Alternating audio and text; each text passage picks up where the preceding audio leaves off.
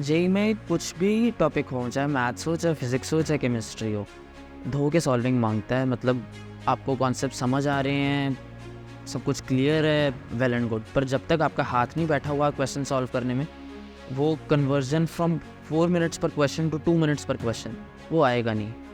तो 11th में I was selected for IMO, in the Indian team for IMO, क्योंकि मैं नॉर्वे गया था, ऑस्लो, वो सी साइड पर है।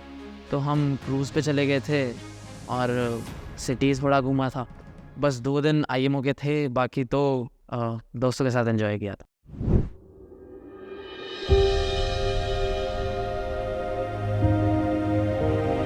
तो मैथ्स की जैसे बहुत ज़्यादा एक्सपीरियंस रहा था, तो मैथ्स में इतनी दिक्कत नहीं आई थी सॉल्विंग की। लेकिन फ़िज़िक्स केमिस्ट्री में कि पहले छेड़े नहीं थे, तो सॉल्विंग करनी पड़ी थी। 11th में थोड़ी कम थी, मतलब मुझे सॉल्विंग का कॉन्सेप्ट नहीं था, मुझे लगता था आइडियाज़ क्लियर हैं तो काम बन रहा है। लेकिन 12th में आके पता लगता है कि 11th में मतलब कंसिस्टेंटली आप सॉल्व करते रहो, जैसे जैसे टीचर्स बताते हैं वैसे वैसे क्वेश्चंस रोज़ के या ऑन अ गुड फ्रीक्वेंसी आप प्रैक्टिस करते रहो तो बात बन जाती है। जब 11th शुरू हुई तब ऐसा होता था कि मेरा जैसे मैथ्स थोड़ा स्ट्रॉन्ग था, बाकी बच्चों का किसी का फिज़िक्स स्ट्रॉन्ग था, किसी का केमिस्ट्री स्ट्रॉन्ग था, तो हर की अपनी अपनी स्ट्रेंथ्स और वीकनेसेस थी।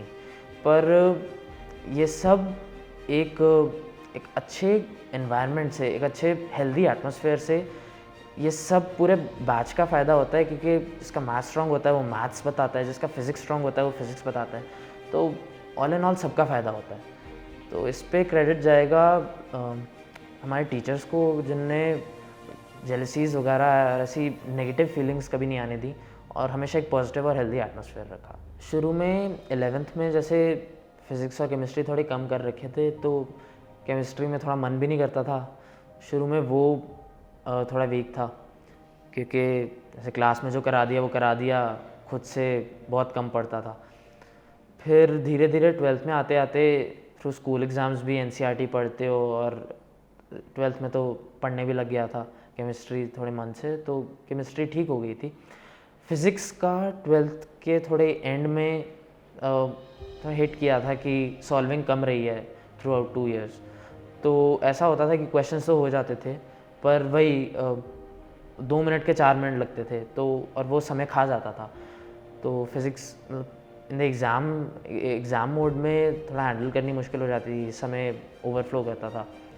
तो तब सॉल्विंग की थी, ज़्यादा क्वेश्चंस प्रैक्टिस किए थे, फिर वो पैचअप हो गया। जेईई का सिलेबस जब एंड होता है टुवर्ड्स लेट 12th, तो रिवीजन प्रोग्राम होता है, जिसमें जैसे हमारे 5 पार्ट टेस्ट थे, तो 11th-12th का सारा सिलेबस इन 5 टेस्ट में आपका कवर होता है। ये डिवाइडेड होता है 5 पार्ट्स में। इसमें ऐसा होता है कि आपको सिलेबस बहुत ज़्यादा होता है और थोड़ा टाइट शेड्यूल होता है, और ऐसा लगता है फ्रीक्वेंसी बहुत ज़्यादा है क्योंकि लोड इतना ज़्यादा होता है। पर मैं समझता हूँ ये बहुत ज़रूरी है, क्योंकि ये एक चेक पॉइंट मार्क करता है 2 फेजेस के बीच, जो है सीखना और पॉलिश करना। इस ट्रांजिशन के बीच जब आप पॉलिश करने पर जा रहे होते हो चीज़ें रिवीजन फेज़ के बाद, तो बहुत ज़रूरी है कि आप जो सीखा है सब कुछ आपके दिमाग में मोटा मोटा तैरता रहे। इसके लिए चाहे जल्दी ही हो, चाहे रश्ड ही हो, चाहे थोड़ा टाइट शेड्यूल पर ही हो, पर सारी चीज़ें एक बार हो जाएं वो बहुत ज़रूरी। जेईई मेंस सेशन 1 के पहले तो मैं जेईई एडवांस पर ज़्यादा फोकस था, जेईई मेंस पर ज़्यादा फोकस था नहीं, तो दैट पास्ट। पर जेईई मेंस सेशन 2 से पहले बोर्ड्स एग्ज़ाम आ गए थे बीच में, और बोर्ड एग्ज़ाम्स और जेईई मेंस का सिलेबस एग्जैक्टली सेम होता है। एनसीईआरटी थॉरली करनी होती है, तो एक बार एनसीईआरटी सारी गो थ्रू हो गई थी, फिज़िक्स की भी केमिस्ट्री की भी, तो वो मुझे सेशन 2 में बहुत हेल्प किया था, और eventually I got AIR 26 in JEE main.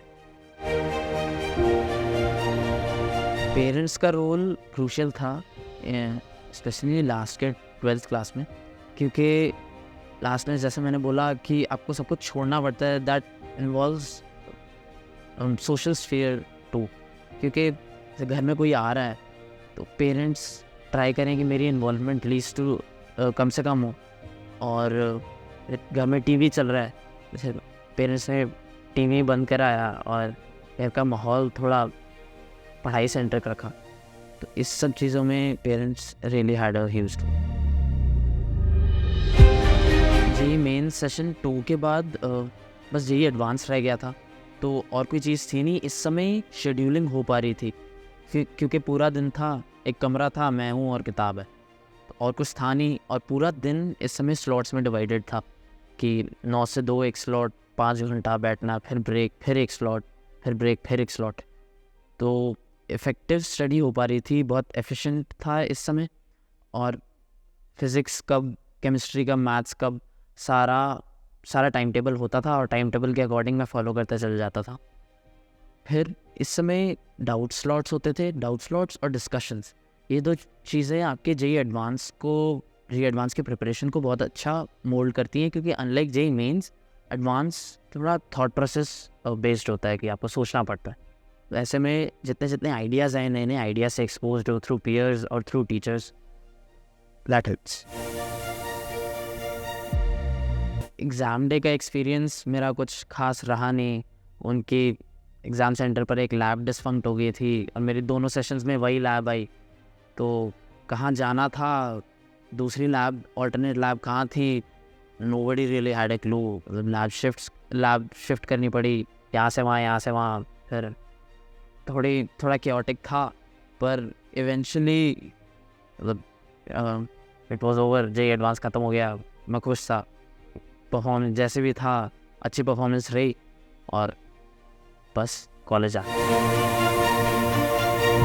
JEE advance के लिए पीवाईक्यूज़ करना, पुराने क्वेश्चंस करना बहुत ज़रूरी है, क्योंकि जेईई एडवांस हर पेपर एक अपने साथ एक अलग फील लेकर आता है, एक अलग एक्सपीरियंस होता है। तो और जेईई एडवांस के थोड़ा यूनिक होता है एज एन एग्ज़ाम। आप वो previous years as proper papers करो, तो आपको हर साल का एक्सपीरियंस मिलता है, आपको एक्सपोजर मिलता है कि जेईई एडवांस है क्या, एज एन एग्ज़ाम चाहता क्या है। अब वो इवेंचुअली फाइनल डे आपको बहुत हेल्प करता है।